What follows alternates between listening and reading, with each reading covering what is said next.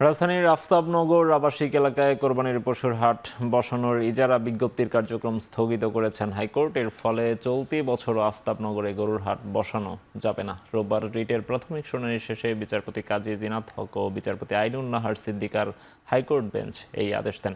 এর আগে ২১ এপ্রিল ঢাকা দক্ষিণ সিটি কর্পোরেশনের প্রধান সম্পত্তি কর্মকর্তার সই করা ইজারা বিজ্ঞপ্তির মাধ্যমে অস্থায়ী পশুর হাটের জন্য দরপত্র আহ্বান করা হয়। ঢাকা দক্ষিণ সিটি কর্পোরেশনের আওতাধীন আফতাবনগর আবাসিক এলাকা হওয়ায় পশুর হাটের ইজারা বাতিল চেয়ে রিট করেন আইনজীবী ইউনুস আলী আকন্দ। এর আগে গত ২ বছর আফতাবনগরে পশুর হাট বসানোর সিদ্ধান্ত স্থগিত করেন হাইকোর্ট।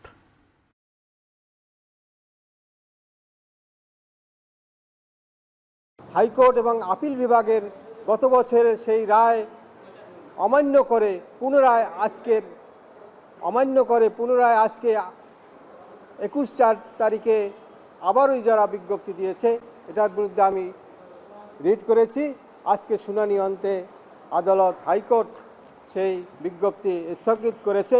ফলে এবছর যে ঈদুল আজহার যে পশুর হাট আফতাবনগর রেসিডেন্সিয়াল এরিয়া সেখানে হবে না।